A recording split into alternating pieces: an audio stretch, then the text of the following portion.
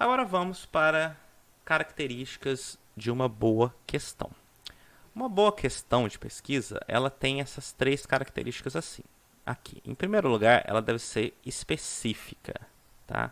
E, em segundo lugar, ela deve ser conectada com a literatura e, por fim, ela deve levar a uma pesquisa factível.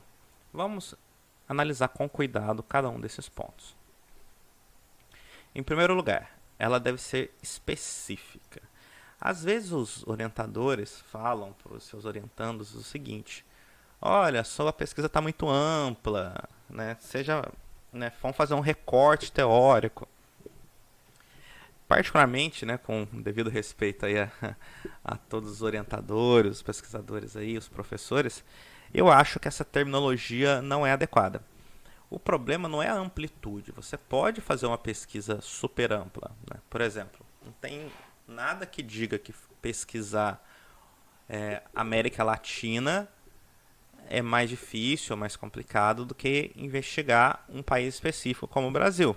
Não, dependendo da sua pesquisa, vamos supor que você está fazendo uma pesquisa sobre relações internacionais, e aí você está muito focado em descobrir um ponto específico aqui da América Latina. Isso pode ser muito mais simples do que uma pesquisa sobre o Brasil, dependendo da pesquisa, da complexidade da questão envolvida. Ou então, tem nada de melhor em estudar um único estado, uma única cidade, ao invés de estudar o Brasil inteiro. Isso pode até ser mais difícil estudar uma região do que o Brasil inteiro. Tudo vai depender de qual questão de pesquisa você está abordando, a complexidade do fenômeno, a complexidade de encontrar dados, etc. Então, amplitude não é um problema. Qual que é o problema? A vaguidão, tá? Então, a abrangência, para mim, não tem nada de errado. Você pode fazer uma pesquisa super ampla, dependendo se você estiver atendendo aos outros critérios, né, de ser factível e conectado com a literatura. Realmente o problema é a falta de especificidade. A falta de especificidade pode vir em vaguidão, né? Vaguidão em geral vem na forma de vaguidão. Um projeto, uma pergunta, ela jamais pode ser vaga, né? Então, não pode ser vago, você tem que ser específico. E tem que ser claro também, né? Então, uma especificidade, uma pergunta específica, ela é clara, melhor dizendo, né? Ela não é vaga. Vou melhorar aqui essa flechinha. Então, uma pergunta específica, ela não é vaga, tá? E ela é clara, tá bem? Então, se você usa termos pouco precisos, termos ambíguos, aqueles termos com vários significados, aqueles termos que você não consegue compreender exatamente o que a pessoa está querendo dizer. Então, por exemplo, a pessoa às vezes chega com um projeto de pesquisa que tem uma... Você pergunta, não, mas qual que é a sua questão? Aí a pessoa fala, eu quero estudar as relações entre a violência e o histórico de colonização. Tá. Concorda que isso é extremamente vago, né? Tipo, violência pode ser muitas coisas. É assassinato, é violência simbólica, é roubo, violência patrimonial. E o histórico, mas poxa, a história é tudo, né? Então, o que exatamente na história você quer estudar? Então, uma pergunta como essa, né? Ou então, em geral, quando você fala qual é a relação, né? Já é vago para você já não ter uma pergunta adequada. Então, evitem a vaguidão, evitem a falta de clareza, não usem termos ambíguos, não usam termos cujo o significado não esteja muito claro e específico, entendeu? E, aliás, aqui tem um teste, né, de especificidade, que é o seguinte: pense numa possível resposta para a sua pergunta. Então, você imagina uma pergunta qualquer. E aí pense qual poderia ser uma resposta para essa pergunta. Não precisa ser uma resposta verdadeira. Usando apenas a imaginação e a especulação, pense numa resposta. Tá? Se eu não conseguir nem sequer imaginar uma resposta para a minha pergunta, significa que ela não é clara. Tá? É o que eu coloquei aqui. Tá? E, inclusive, essa possível resposta para a sua pergunta pode ser, inclusive, a semente para a hipótese de pesquisa. A hipótese é um outro ponto importante em uma pesquisa que a gente vai avaliar mais para frente, tá? Frequentemente, por exemplo, um aluno fala, eu quero estudar qual que é a relação entre a história e a violência, né, na minha cidade.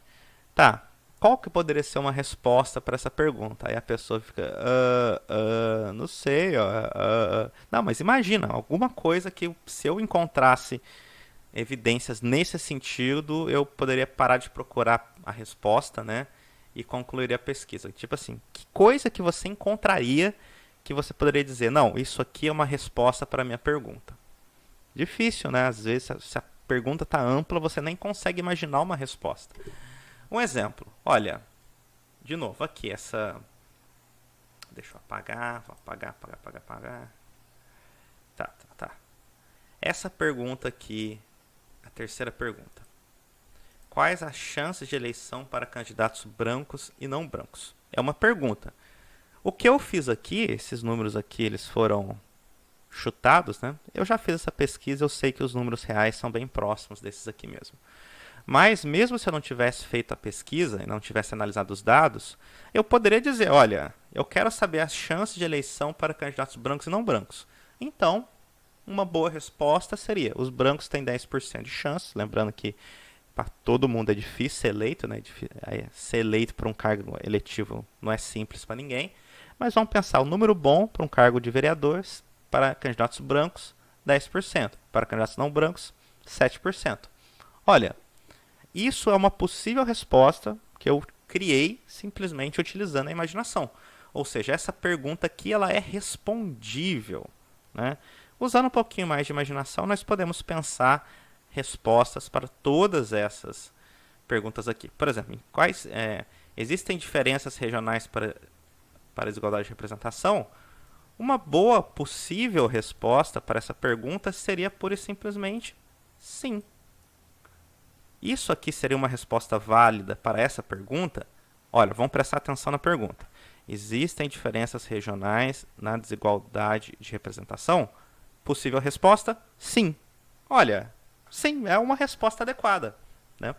E, claro, eu acho até muito difícil. Eu ficaria realmente extremamente surpreso se a resposta fosse não, que também é uma resposta adequada. A resposta adequada, não. Tá? Essa pergunta aqui, em quais regiões ela é maior? Eu vou pensar, olha, talvez nos estados XYZ ela seja maior, nos estados tais e tais ela seja menor. Então eu consigo imaginar uma resposta para essa pergunta aqui. Em quais regiões ela é maior? Na minha pesquisa preliminar, eu descobri que o estado que tem a maior desigualdade de representação é o Rio de Janeiro, né? Enfim, né? Então, tá aqui uma possível resposta para essa pergunta. Até essa pergunta aqui, a gente pode até especular, pode entrar em questões mais complicadas para responder essa primeira pergunta aqui. Mas até ela também você pode imaginar uma possível resposta. Então, se você consegue imaginar possíveis respostas, significa que a sua pergunta passou no teste de especificidade Murilo Junqueira, né? Que sou eu mesmo. Tá bem? É um exercício que eu faço com meus alunos, costuma ajudar bastante. Segundo ponto importante, a sua pergunta ela deve estar conectada com a literatura. Em que medida? Né? Olha, aqui o princípio é um princípio super importante na ciência, que a gente tem que pensar o seguinte, olha, a gente não está aqui para reinventar a roda, a gente não está aqui, né, para trabalhar isoladamente. A ciência ela só funciona de forma coletiva. Então, é extremamente importante que a gente mostre como que a nossa pesquisa se conecta com o corpo de evidências que existe sobre determinada questão. Tá? A ideia basicamente é o seguinte, eu gosto de pensar a ciência como um grande edifício ou um castelo.